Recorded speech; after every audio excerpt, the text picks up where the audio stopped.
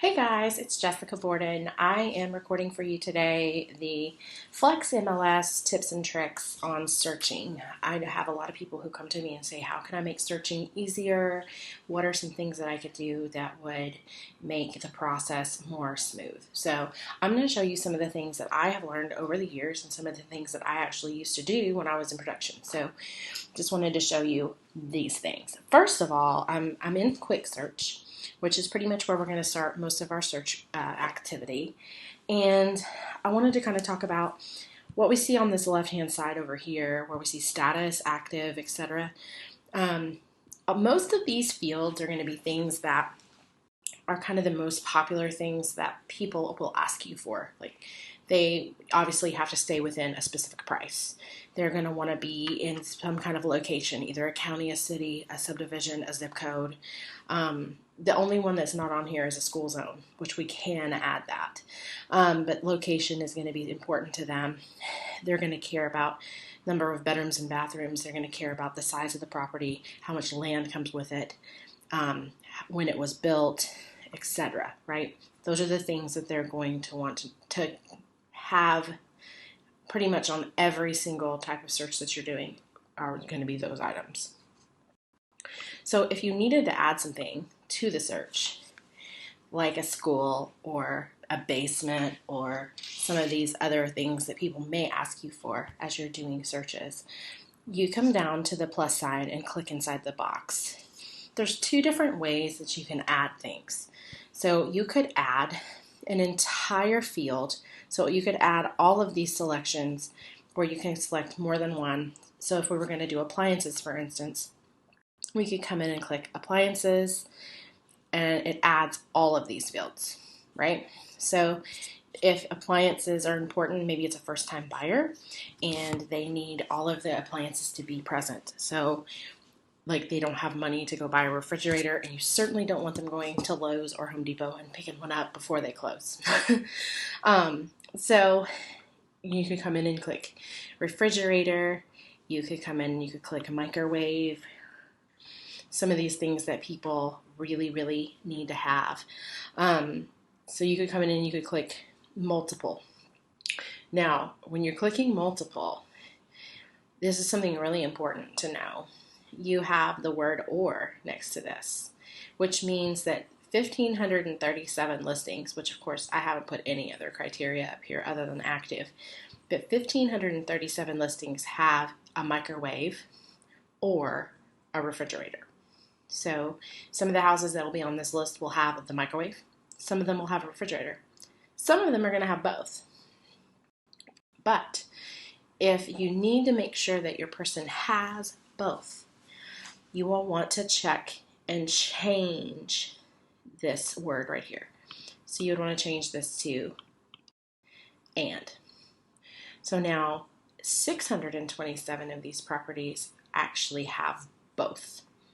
So we added an entire category by clicking down here in the plus sign and selecting the whole category.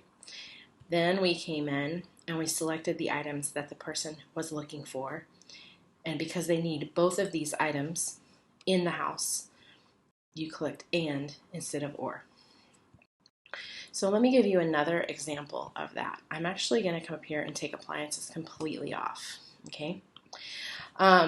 If I click in here and I came down to, let's find what we're looking for. Let's see, what's a good one? I want to find a good one that's a great example for you. I would say probably, let's see, let's do style. Style is a good one. So what you may have is you may have someone who doesn't just tell you that they need this or that, or this and that, as the example I just showed you, right? They may come to you and say, I want anything but this. So a great example for our area is if we select the style segment, and someone may come to you and tell you that they do not want a manufactured home, mobile home, etc., right? So if you come in and you just click the word or one time instead of changing to and, it does not. So instead of starting with the 1956 properties that we had, we're starting with 1905, which is everything that is not a mobile home. Now, caveat to that. Do you think it's possible that there could be a mobile home in this 1905 listings that are here? It is possible. That's why it's super important that when you key in your listings, you key in the information accurately. Some people will click contemporary or something else when it actually really is a mobile home. I've seen it. It's not super common, but it happens. So just make sure that you select the proper boxes. So that's an example where you could tell the system what you do not want. And there's 100 other options or examples that I could give you, but I'll spare you of all that. I do want to show you if I wanted to just go in and click one item. So maybe when you're speaking with them, let's go to this one up here, community features. And I'm just scrolling, but you guys could actually come in and type in community and it would pull up what you're looking for, okay? So if I was speaking to someone and they said, you know, I'm great with anything, I'm really flexible, something really important to me is to be in a community that has a community pool. That way I have something for us to do in the summer and I don't have to go join a pool. It's something really important to them. So if you just click on community pool, it just brings in community pool. So remember, we have no other criteria on right now. We just have community pool. So remember, when you're going down here and you're adding these different examples or adding these different pieces of criteria into your search, you want to make sure that you do your pricing, your location, all of those kinds of things before you're adding extras, right? Because that doesn't necessarily help us when we are trying to find properties for them, right? So the last thing I want to show you in here is the school function. So if I came in and I typed the word school and the plus sign, it would show you elementary school, high school, middle school. You can select elementary school and middle school, and then they're both there. You could also add high school, because you may have people that have children in each of these levels of schooling that they want to keep them in a specific school. So if the school is the most important thing for them on location, then the zip code, subdivision, etc., you probably won't need to fill that in unless they're very specific about a zip code that subdivision that they want to live in. So just make sure that you're asking good questions and you're coming in and you're finding the criteria that best matches those questions. All right. So the next thing that I want to show you in this search fields over here is really, really cool, because I know a lot of people will say, I don't really know the zip codes around the area, or if someone was to say I wanted to live in Saudi Daisy, they don't know the zip code for Saudi Daisy, those kinds of things. You do not have to be a zip code expert to do real estate. That was not on the test, was it? So if you come into zip code and you click on it and you scroll down a little bit, you'll see this Find Via Map Area button. I'm going to actually close out our listing matches. If I click on that, it's going to kind of bring the map to the forefront of my screen. It's going to show the zip codes in the borders of where they are. So as you zoom in and look at the map, people may tell you that they want to live, I want to live here, I want to live over here. So you can just say, okay, let's look at this map together and I'm going to click on the different areas and it'll highlight them. So you said you really like to live over here by the mall. Is this area over here still acceptable? Great. Now, is this area over here still acceptable? Great. So you would be able to kind of figure it out. And they may say, well, even down here or here would still be good for me. So looking at the map, you're going to be able to help them identify the areas that are where they really want to live. It's visual. It's just a little bit easier. So once you put all of those zip codes selected on the map, and if they say, you know what, no, Athenson's a little too far out, you just have to click it another time and it takes it off, okay? So once you get your map where you want it to be with the zip code selected, you click Return to Search, and those zip codes are now what will be showing on your screen. That way you do not have to be a zip code expert, right? You just have to be able to read a map, which is a lot easier to be visual than it is trying to remember what zip code is where. So that is another really cool trick. If you notice, the map does still show you the zip code outlines. If you come over to the overlay button on the map, so you have map, satellite, and overlays, you can come in and uncheck the zip codes and it'll take that pink overlay off. Then a couple other things to know about with overlays is that you have county overlays. So you're able to kind of see what county is which. I feel like that comes into play a lot between like Catoosa and Walker, like with Fordo. I feel like people are like, I need my kids in a certain school district.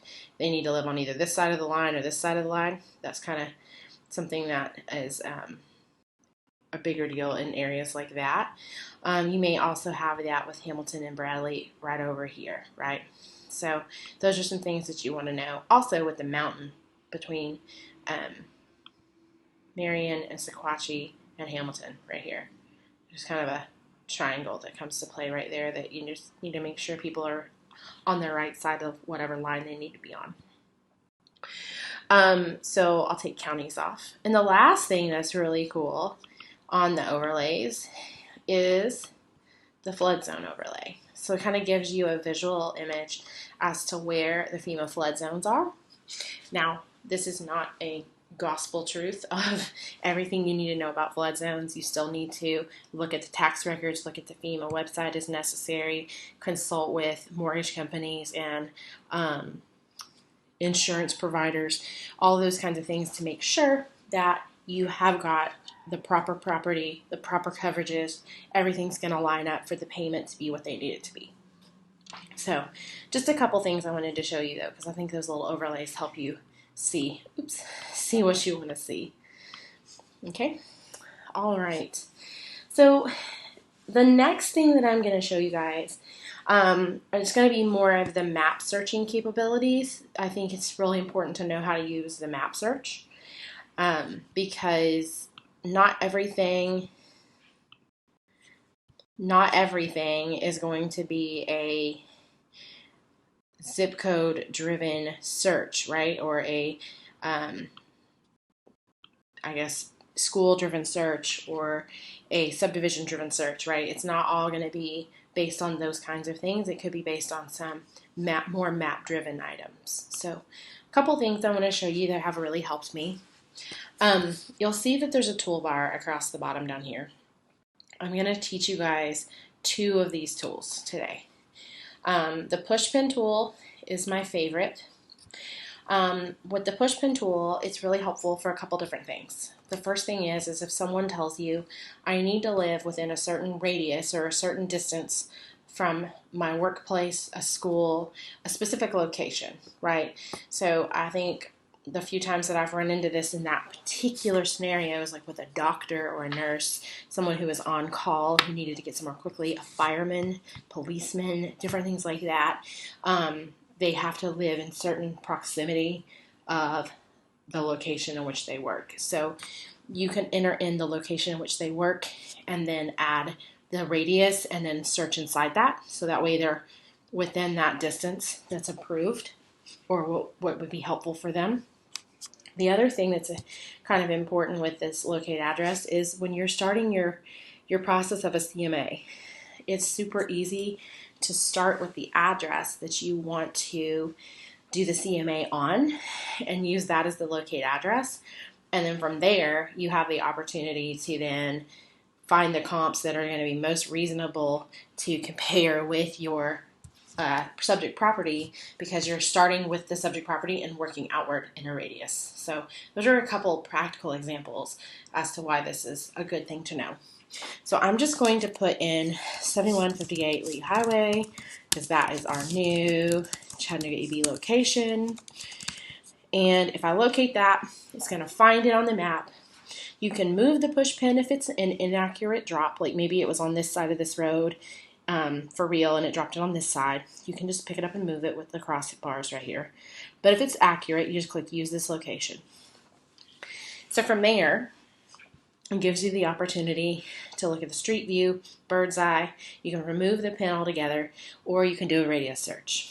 So the radius search, if you click on radius search, I'm going to just go ahead and use 1 mile and show you how large 1 mile is because it's pretty large. So from here, you will see it has backed out and we are looking at the blue circle that has been created, which is the radius of 1 mile from this Pushpin, which is the office where I am at currently. Okay. So if I wanted to live within 1 mile of this location for whatever reason, I would be able to plug in this Pushpin and then see the active properties around me. So there's only 7. Okay. So then from there, you're able to pull the levers and enter the sales price and the bed bath count, all the things that you would need to enter. Well, with 7 properties, it's not really going to be a whole lot to look at. So I'm going to kind of show you the example of what it would be like if you went in and you added some other statuses for a CMA, which there is a whole recording of a CMA course, okay? So I just wanted to show you this for sure. So just a little preview. If you're going to come in, you could do active, you could do pending, contingent, closed, so those kinds of things. Maybe temp off market. Some of these houses are off the market for coronavirus. And then you can always do coming soon as well if there's anything coming soon in there that you could use as an active comparable. So you can see now there's 104 inside our mile. And then from there, if you're working on comparables, you'd be able to pull the levers of the sold date. Maybe you won't want to go back that far. Maybe you want to go back to 10/1/2019. And then we'll be able to start seeing the properties that have sold and have gone contingent, etc. So then you'll be able to kind of start looking at that and then entering more of the criteria that matches your subject property, right? So if this red Pushpin is a subject property and not just the place that I want to live and what's near me, that is a really great way of doing that. So I just wanted to share that Pushpin tool with you. Okay.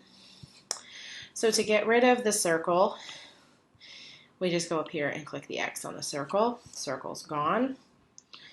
And if I go right here, I can remove that pin. And so the Pushpin has been removed.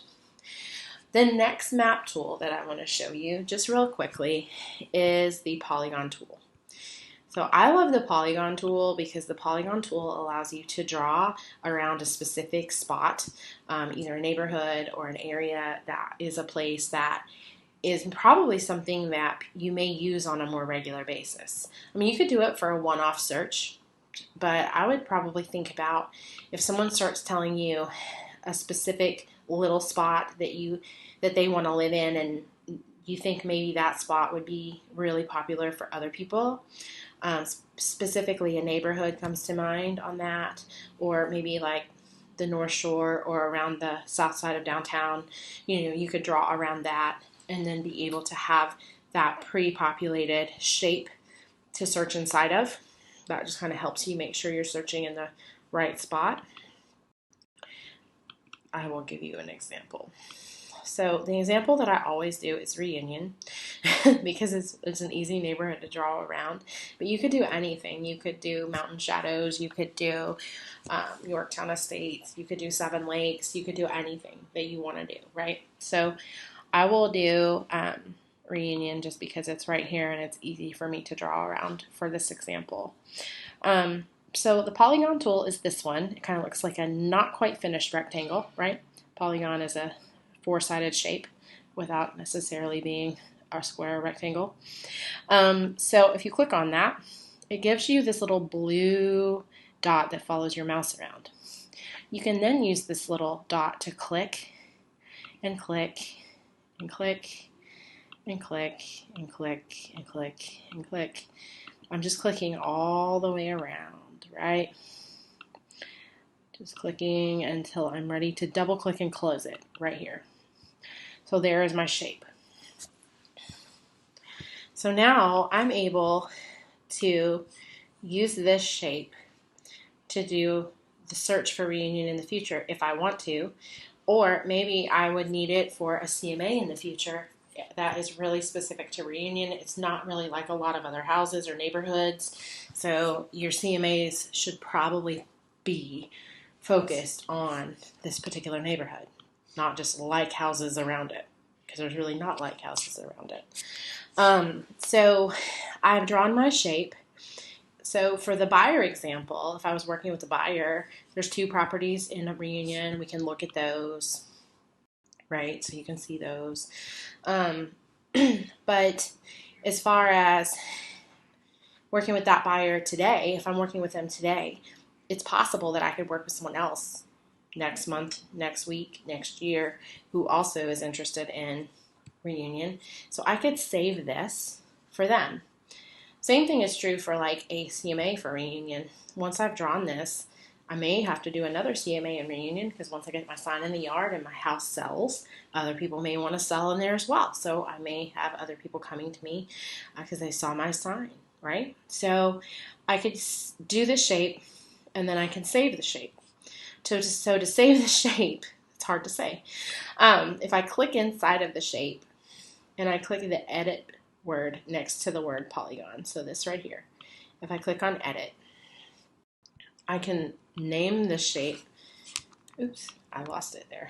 I can name the shape reunion polygon. Okay, and then I can save to map overlay, right? So I can click save to map overlay, reunion neighborhood. So I could do this, and then once I save that, I now have a shape that I can bring back. So let's just take and get rid of the shape. So how do I bring that back? By the way, have y'all noticed that 3 houses have gone on the market since we started this? You can go up here to this bar at the top, and I have the reunion neighborhood. So you can see I've done reunion like 4 times. Reunion neighborhood, reunion polygon, right? I can double click on that, and you will see my blue shape that we had just a few minutes ago has returned. So there it is. So that's how you would be able to bring back the polygon in the future if you needed to use it. Okay. So the final thing that I want to show you on this quick little episode of FlexMLS tips and tricks is changing the information in the views. And I'll explain that in a second. So we're just going to stick with this reunion polygon because there's just 2 properties. Okay, it's really going to be easy. What I can do is when I start looking at the information about these 2 properties, you can see that it gives me some pretty good information as the agent. But if I was sitting face-to-face with my client, there's a couple of pieces of information here that I may not want them to see, but there's also some information that I would want them to see that is missing, right? So what we need to do is we need to change the view. So changing the view means changing one of these preset views, which you guys have just a few preset views. They're the ones with the asterisks.